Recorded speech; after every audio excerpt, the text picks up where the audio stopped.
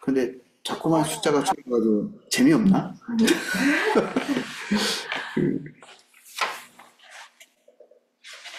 우리 어디까지 했었죠? 네, 이거 너무 오래 끌고 있어가지고 104쪽입니다. 기도도 안 했네요. 기도했나? 104쪽.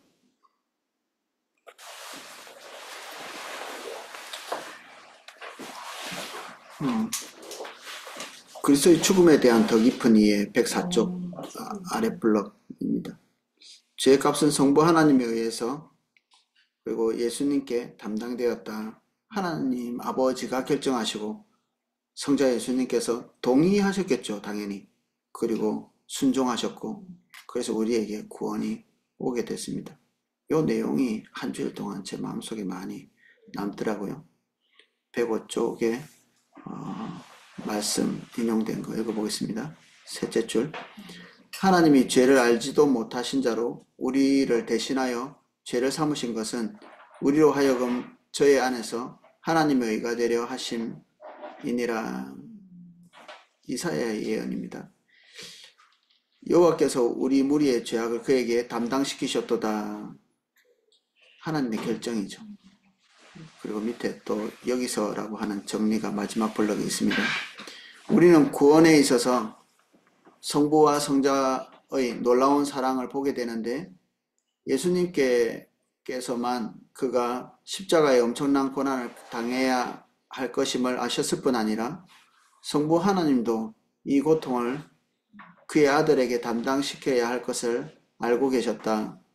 우리가 아직 죄인 되었을 때에 그리스도께서 우리를 위해 죽으심으로 하나님께서 우리에게 대한 자기의 사랑을 확증하셨느니라. 성부 하나님의 결정은 섣부른 결정은 아니죠. 항상 결정하실 때 그 결정으로 인해서 벌어질 일이 무엇인지를 성부 하나님은 알고 계십니다. 우리는 잘 모르죠. 아들에게 뭔가를 얘기해도 그걸 통해서 아들이 해가 될지 득이 될지 우리는 추측할 뿐이지 잘 몰라요. 그래서 우리 특히 믿는 사람들은 자기의 결정에 대해서 불안하게 생각해야 됩니다. 확신에 차서 하면 큰일 납니다. 믿음이 하나님이 주시면 다 이렇게 확신에 차지 않나요? 그거는 열의 하나일걸요. 열의 하나. 그런 특별한 어떤 확신을 주신, 초월적인 확신을 주시는 경우는 열의 하나고 나머지는 항상 불안한 가운데서 주님께 은혜를 구하면서 그냥 잘 안 보이는데 대략 결정하고 걷는 거죠. 길을 확실하게 알아서 우리 마음이 편안한 게 아니고요. 인도자가 있음을 우리가 이해하기 때문에 그냥 걷는 것입니다. 어떤 방법이 확실히 맞다 안 맞다 이거보다. 그래서 포도나무교회에서 결정하는 결정의 내용도 처음에 결정한 것과 끝에 도착했을 때 다른 경우가 많거든요. 우리 포도나무교회가 1위로 이사 오게 된 것도 원래는 이사 오려고 결정한 게 아니라 저기 우성상가를 가려고 계획하고 원래보다 2배 정도 되는 곳에 뛴 거죠. 그것도 나름대로 하나님께서 인도하셔서 우성상가를 들어가려고 했는데 거기서 예기치 못한 반대를 우리가 경험한 거죠. 그래서 기도하고 우리 내적으로 이렇게 하나님 앞에 서 있으면서 이제 우리는 회개할 것을 회개하고 하나님의 또 다른 인도를 구했더니 결국 이리로 오게 된 거거든요. 그러니까 이게 우리가 발걸음을 걷는 게 우리는 그 우성성가 갈 때도 하나님의 인도를 따라 간다고 내적으로 확신이 있었고 또 가고 여기 없고 결과적으로 볼 때는 뭐 다 하나님 인도하셨다 이렇게 볼 수 있지만 우리가 하나 결정할 때마다 하나님의 종착역이라 이렇게 생각하면 나중에 시험 들 가능성이 많습니다. 대부분 틀린 경험들 다 하지 않나요? 하나님 앞에서 받은 확신에 찬 어떤 결정인데도 가보면 전혀 딴판인 경우가 많죠. 저도 마찬가지고. 근데 결국 최종적으로는 하나님께서 우리를 선한 길로 인도하시는데 그것은 우리가 결정을 잘했기 때문이 그런 게 아니라 인도자가 있기 때문입니다. 우리를 인도하는 인도자가 우리의 최종적인 우리의 상상에 따라서 가고 있지 않음에도 불구하고 옆에 계시기 때문에 우리는 안정감을 거기에 두는 거죠. 올바른 길이기 때문에 안정감을 가지는 게 아니라 지금 나를 인도하는 인도자가 계속 내 곁에 계시기 때문에 우리가 안정감을 가지는 겁니다. 그래서 다소간에 이렇게 가는 길에 불협화음이 있고 내가 예측한 대로 안 되고 이렇게 해도 마음이 불안하지 않을 수 있는 이유죠, 그게. 예. 그래서 방법을 자꾸 묻는 사람들은 사실은 저는 초보처럼 생각합니다. 어떻게 하는 게 하나님의 뜻일까요? 그러면 저는 반복적으로 답변을 그렇게 합니다. 주님 계셔요? 이렇게 물어보거든요. 뭐 도무지 모르겠어요. 그러면 이제 좀 문제가 있습니다.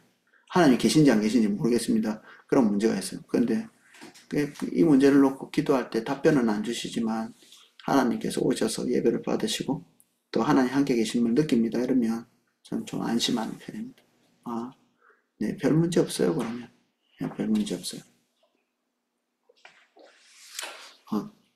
그리스도의 죽음에 대한 이해, 이게 그런 성부 하나님과 예수님의 깊이 있는 연합을 통해서 결정되어진 것이고 우리는 그 혜택을 받은 것이다.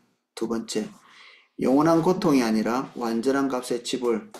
이게 뭔 말이냐면 이제 카톨릭을 이해하시면 저번 시간에 언급했는지 모르겠는데 예배 드릴 때마다 계속 이제 우리가 죄를 지을 때마다 예배를 드릴 때마다 그때까지 속죄를 하시는 거예요.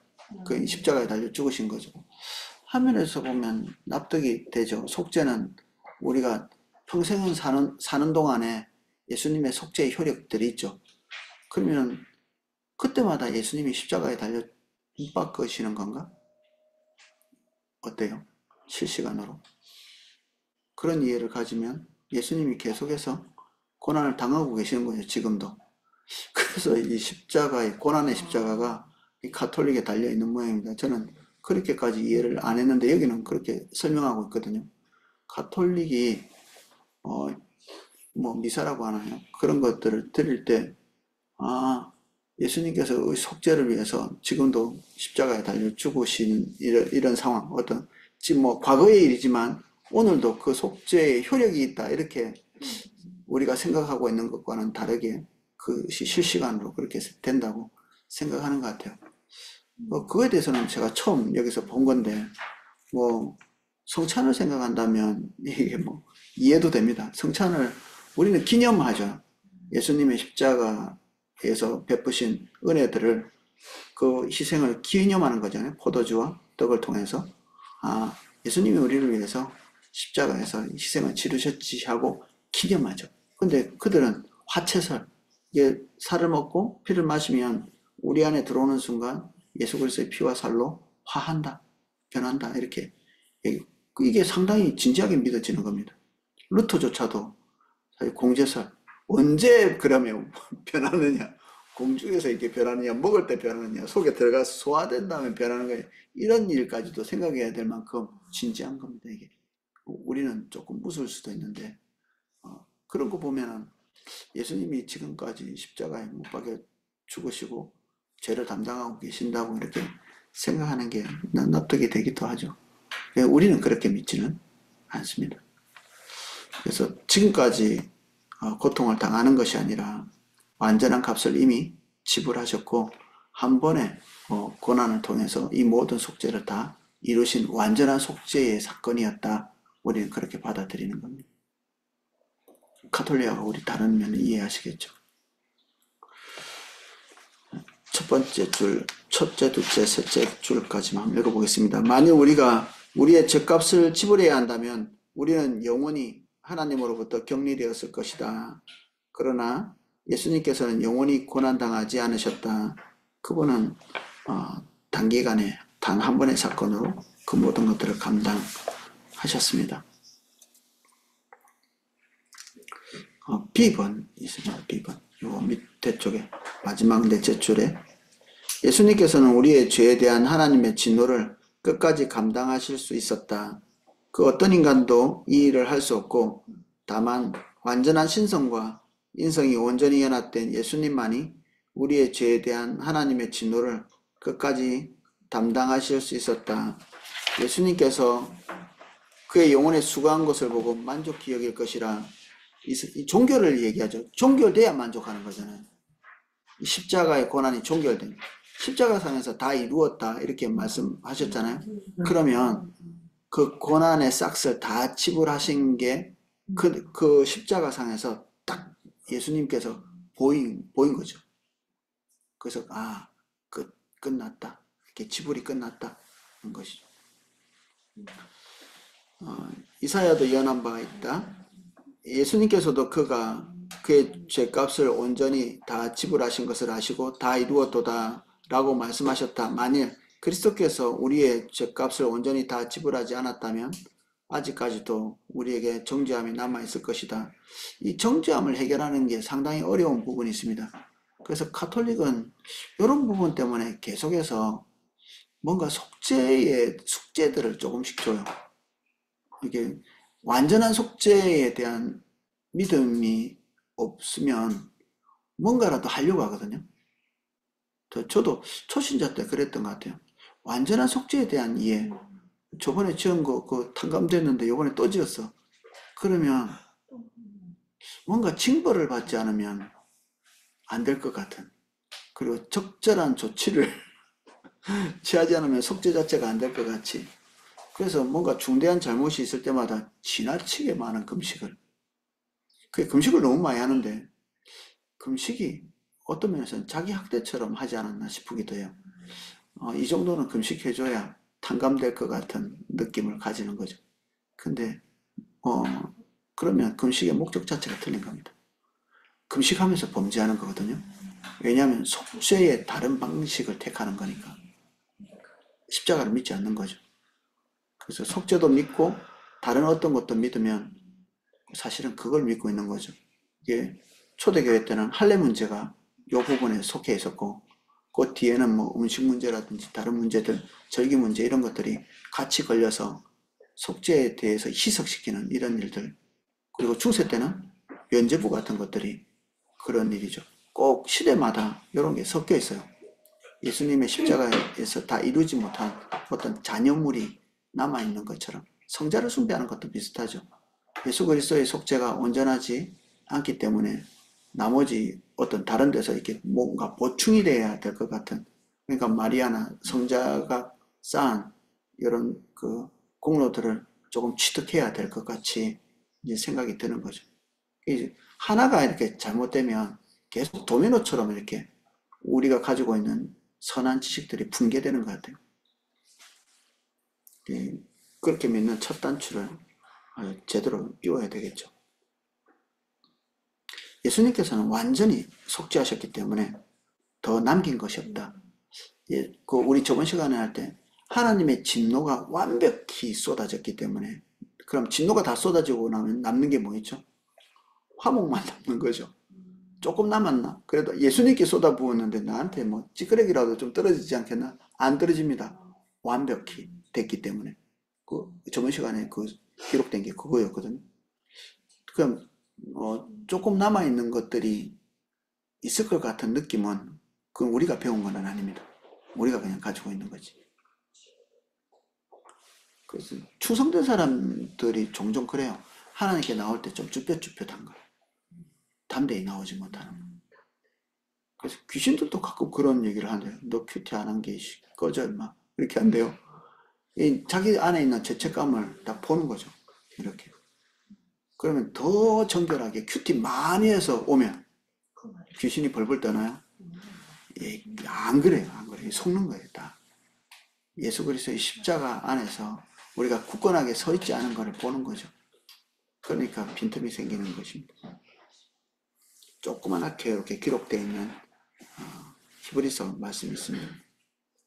대제사장이 해마다 다른 것의 피로 성소에 들어갈 것 같이 자주 자기를 드리려고 아니하실지니 그리하면 그가 세상 창조할 때부터 자주 고난을 받아야 할 것이로되 이제 자기를 단번에 제사로 드려 죄를 없이 하시려고 세상 끝에 나타나셨느니라. 이와 같이 그리스도도 많은 사람의 죄를 담당하시려고 단번에 들이신 바 되었고 구원에 이르게 하기 위하여 죄와 상관없이 자기를 바라는 자들에게 두 번째 나타나시리라. 두 번째 나타나신 것은 뭐 자녀 죄를 해결하기 위해서 오시는 게 아니라 심판주로 오시는 거죠. 초림은 구속주로, 그리고 재림은 심판주로 예수님이 오시죠. 그래서 완벽히 속죄되었다. 여기에 말해주는 거죠. 구약에서부터 죄를 다 지어왔을 거니까 그때그때마다 죄를 해결하시려면 그때그때마다 다 피 흘려 죽으셔야 되는데 그렇게 하지 않았다. 기념으로 충분하다. 우리가 지금 예수님께서 우리를 향해서 속죄하신 그 속죄의 사실을 믿고 수용하고 받아들이고 기념하는 것으로, 구약도 기념이고 우리도 성찬을 통해서 기념하는 것으로 충분하다는 것입니다. 카톨릭과 복음주의에 대한 설명을 아까 말했던 것 똑같이 설명하고 있습니다. 그리고 그리스도는 우리가 더 이상 지불할 것이 남아있지 않을 만큼 완전하게 죄의 값을 치르셨다는 말로 정리를 하고 있습니다. 그리고 3번 107점 그리스도의 보혈의 의미.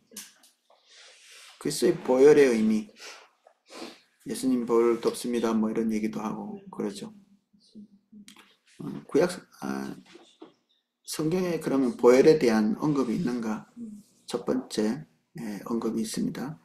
두 번째 줄, 너희가 알거니와 너희 조상의 유전한 망령된 행실에서 구속된 것은 은이나 금같이 없어질 것으로 한 것이 아니요 오직 흠없고 점 없는 어린 양 같은 보배로운 그리스도의 피로 한 것이니라. 완전한 속죄에 대한 증거, 예수님이 흘리신 피죠. 완벽히 속죄하셨다.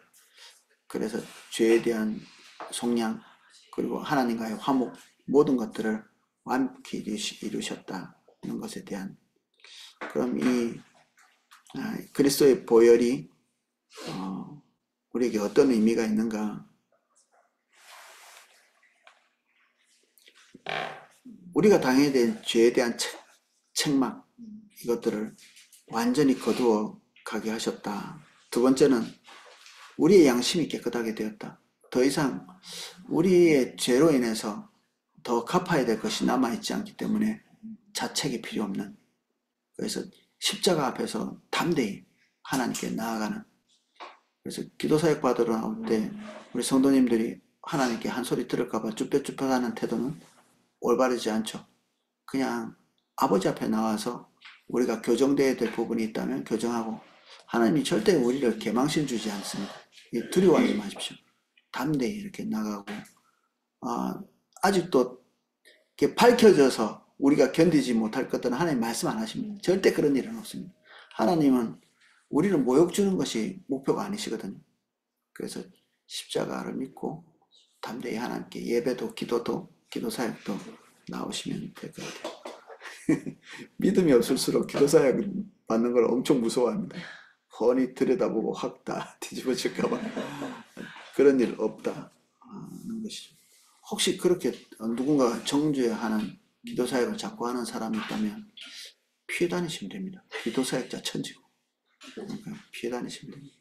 그 사람의 문제고 미숙함이라고 보여집니다. 우리는 그렇게 교육도 안 받았거든요. 그렇게 하라고. 그러니까 미숙해서 엉뚱한 것을 하고 있다 이렇게 생각하시면 됩니다. 세 번째, 기도와 예배로 담대히 나아가게 함. 이게 얼마나 황송한 일입니까? 우리가 기도할 수 있고 예배할 수 있다. 이게 그걸 대면할 수 있다는 게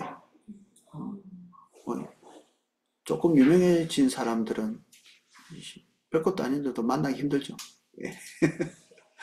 옛날에 그 성철 스님이라고 있습니다. 만나려면 절을 3,000번 해야 됩니다. 그 짓을 하고 또 사람들은 또 만나러 가고, 또 사람이니까 그럴 수밖에 없죠. 뭐 자기 혼자 모든 사람을 다 만날 수는 없으니까 담대합니다. 우리가 왜 담대하냐? 우린 체면 때문에 담대하지 못하거든요. 한국 사람 특별히 죄송해가지고. 근데 죄송한 게 양심이 큰 게 아니고요, 십자가의 사이즈를 잘 몰라서 그렇습니다. 양심이 훌륭해서 죄책감을 느끼는 게 아닙니다. 십자가를 잘 몰라서. 그분의 그 공로가 얼마나 큰지 몰라서, 예수 그리스도가 얼마나 위대한 분인지 잘 모르기 때문에, 그분의 속죄의 사이즈가 얼마나 큰지 우리가 잘 모르는 겁니다. 그래서 죄책감은 양심에서 나오는 것이 아니다.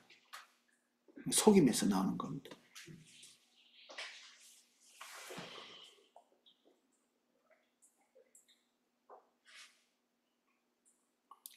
그리고 우리를 향한 비판자들이 있습니다. 예수 그리스도의 보혈은 그 비판자들의 입을 다물게 합니다. 우리 이기수 목사님이 설교하시다가 그러더라고요. 우리 가족의 문제니까 너는 꺼져, 이렇게 하랍니다. 사단이 와서 정죄하면 이건 네가 낄 일이 아니야. 아버지하고 나 사이의 일이지 네가 낄 일이 아니야, 이렇게. 사단만 비난하거든요. 하나님께서 우리에게 오시는, 이게 자책하고 성령께서 우리의 죄를 지적하실 때는 완전히 판이하게 다르더라고요. 저는 경험적으로. 하나님께서 우리에게 비춰주시는 것은 금방 고쳐집니다. 고쳐져요, 금방. 근데 사단이 이게 정죄하는 것들은 거기에 말려들수록 더 깊이 죄도 못 벗어나고, 죄에서 벗어나지도 못하고 죄책감은 커지고 그렇습니다. 근데 성령님이 오셔서 은혜 주시는 것들은 탁 털어버리고 나올 수 있습니다. 아, 이게 죄구나. 이게 인식하면서 동시에 탁 털어버리고 나올 수 있는 은혜가 있습니다. 그래서 죄책감이 반복적으로 일어나면 이길수 목사님 설교하신 대로 털어버리고 나오면 되겠습니다. 꺼져, 이렇게. 죄악된 삶의 방식에서 구출되게 된다. 그래서 예수님의 보혈을 힘입고 속죄되어서 나올 때는, 그렇다고 우리가 완전한 인간이 되지는 못하죠. 그래서 점진적으로 그런 것들이 비춰질 때 우리는 완전히 조금 달라집니다.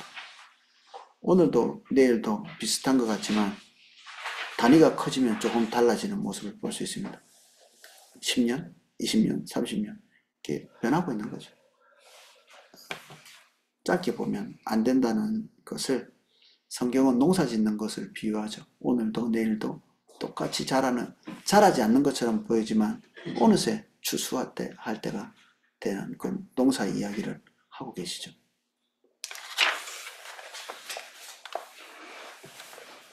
4번 우리 108쪽입니다. 대속으로서의 그리스도의 죽음, 대신 속함, 대신 형벌 대속설이라고 부른다는데, 뭐 어떻게 표현하든지 간에 4번의 두 번째 줄 설명된 거 읽어보겠습니다.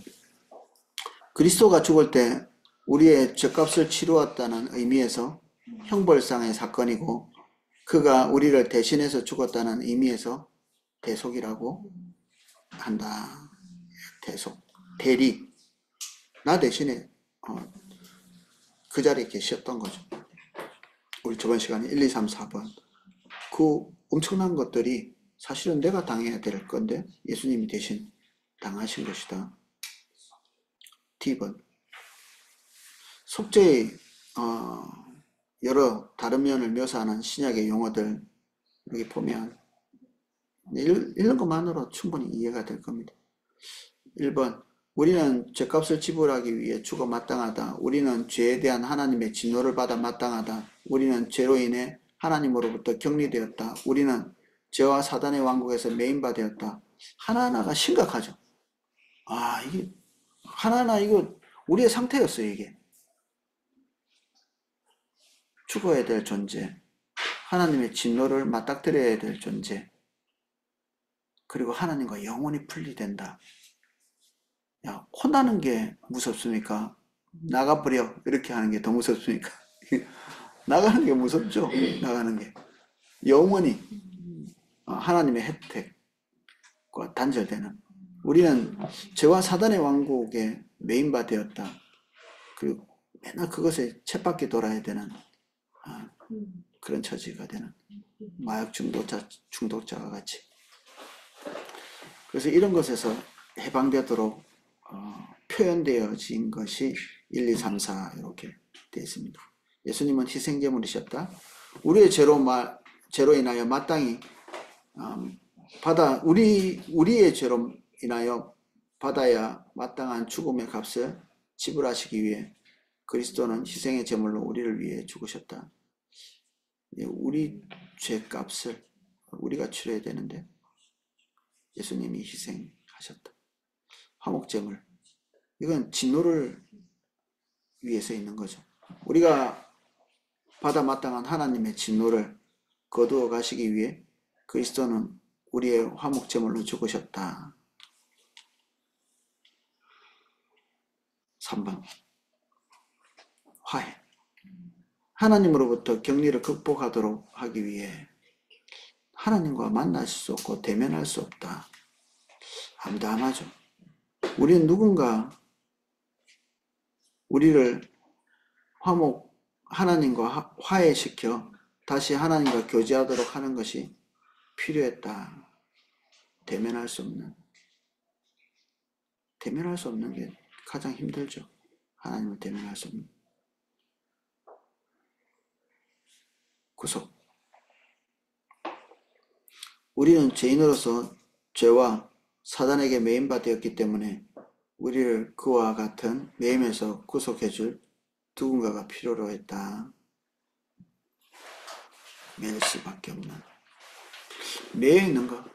우리 아들이 지금 휴가 나와 있는데 너무 행복해하는 거예요. 군대 생활이 진짜 힘든 이유는 그 몸이 힘들어서 힘든 게 아닙니다. 매여 있습니다. 군복 자체가 힘든 거예요. 군복 자체. 그거에 안정감을 누리는 사람은 이제 직업군인 해야 되고, 벗어나고 싶은데 벗어나지 못하거든요. 이게 군대라는 게 강압적으로 모아놓은 거잖아요. 강압적으로. 폭력을 훈련하기 위해서 강압적으로 모아놓은 집단이기 때문에 요게 이제 힘든 겁니다. 우리 아들이 이제 하루짜리 이렇게 왔는데도 이 차 안에서 옷을 벗더라고, 이렇게. 차 안에서. 한 번도 이렇게 구속이라는 걸 경험해 보지 못하다가 거기에 매여 있으니까 고통스러운 거죠. 이게 이제 해방감을 누리는 겁니다. 근데 군대가 지옥 같지는 않고, 그리고 이 사단 같지는 않거든요. 나름대로 거기도 사람 사는 데고, 또 나름대로 재미도 있기도 하고 그렇습니다. 요새는 집보다 낫다 뭐 이런 얘기도 하는데, 죄와 사망에서 완전히 매여서 딱 거기에서 쳇바퀴 돌면서 굴러가야 된다. 끔찍하죠. 사단이 우리 가정에 많은 영향력을 행사했을 때가 있었습니다. 우리가 포도나무교에 처음 왔을 때 우리 가정의 모습과 지금의 우리 가정의 모습은 많이 다르죠. 저울질하면 뭐 엄청나게, 그때는 왜 그렇게 좀 어려운 게 많았을까? 하나님께 충분히 드리지 못한 영역이 많았던 거죠. 이때까지 배워왔던 대로, 그냥 세상의 방식대로 이렇게 운영되고 있었던 가정이었다면, 그건 죄로 인해서 영향을 받고 있는 거고, 사단에게 영향을 받고 있는 거고, 이런 것들을 하나님께서 계속 지적하시면서 하나씩 하나씩 탈피시키죠. 그래서 하나님께서 우리에게 오셔서 뭔가를 지적하실 때는 그거 자체가 잔소리처럼 생각하시면 안 됩니다. 이게 우리를 좀 뭔가 집을 올리려고 하시는 게 아니고요. 그것이 탈피될 때마다 엄청나게 가벼워지는 겁니다. 엄청나게. 우리 안에는 그 초반에 그 여성들이 가지고 있는 가정에 대한 로망이 있죠. 각자가 가지고 있는 로망. 그것이 이제 악이다 이렇게 볼 수는 없지만 하나님이 주신 건 아니거든요. 하나님께서 주시는 가정에 대한 그 청사진이 있잖아요. 하나님께서. 그거를 우리가 가져와야 되는데, 여성이기 때문에 가지고 있는 로망들이 있습니다. 비교해보면 똑같냐? 안 똑같거든요. 남자들도 비슷하겠죠. 남자들도 가정과 아내에 대해서 가지고 있는 청사진이 이렇게 있을 건데, 그게 하나님으로부터 온 것과 다르거든요. 그러면 이제 충돌이 일어나죠. 빨리 그거를 없애야 되는데, 그걸 채울 수도 없고, 채워지지도 않고, 그러면 이제 여성은 그걸 청사진을 없애고 하나님 중심적으로 돌아오고, 남성도 그렇게 하고, 훨씬 더 자유롭고, 그러면 자기 청사진대로 가면 행복할까요? 아니죠. 하나님께서 원하시는 그 청사진대로 설계대로 가정에 서야 행복한 거죠. 즐겁고. 우리는 뭐가 행복한지 잘 모릅니다, 사실은. 우리 뭐가 진짜 행복한지. 우리는 우리를 잘 모릅니다. 우리가 뭘 좋아하는지도 잘 모릅니다. 잘 모릅니다. 완전.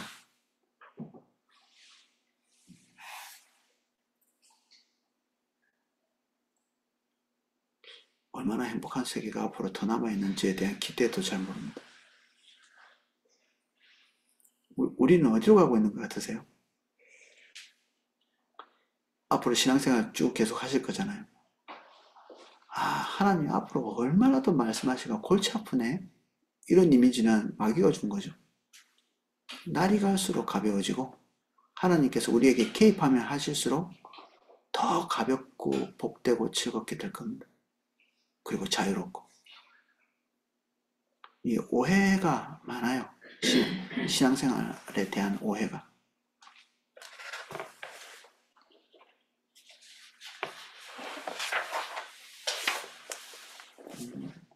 110쪽으로 넘어왔습니다.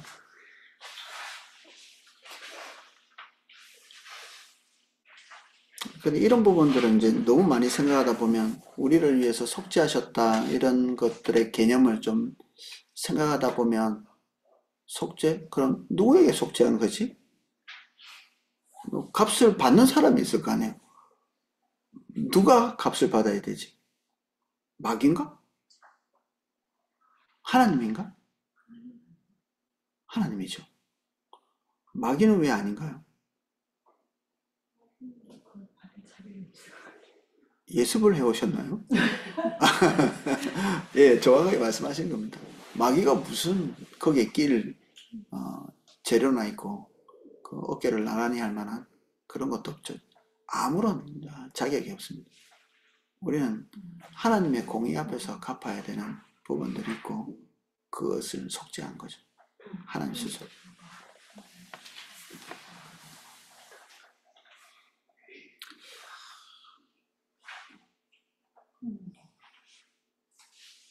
그래서 지나치게 이거를 이제 비유나 이런 걸 많이 하다 보면 이제 좀 속기 쉬운. 저도 약간씩 이거 이제 조직신학 공부하면서 제가 가지고 있던 생각 중에서 오류난 것들이 많이 발견되더라고요. 이 조직신학 하기 전에 가지고 있는 생각들.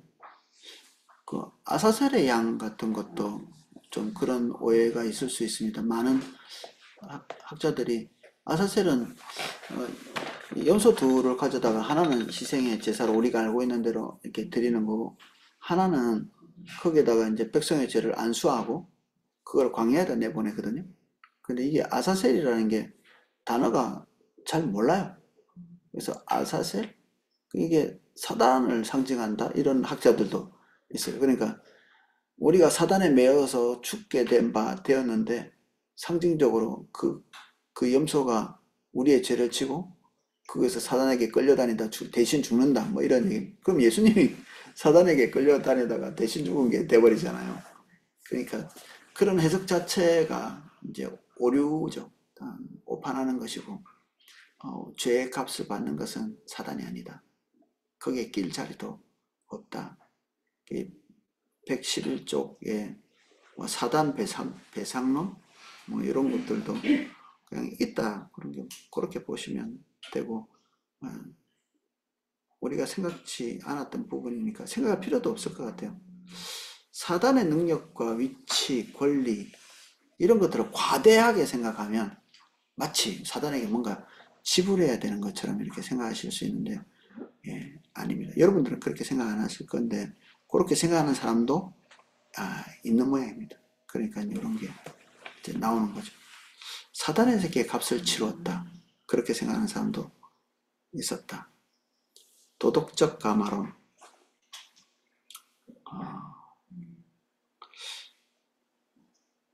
한마디로 말하면 우리의 죗값을 하나님께서 요구한 적이 없는데 그러면 하나님이 용서하신 거는 그냥 용서하신 거고 그럼 왜 십자가에서 왜 죽으셨는데 예수님께서 그거는 이제 그만큼 우리를 사랑한다는 사랑의 표현이지 제가 볼 때는 읽을수록 말도 안 되는 소리 같아요.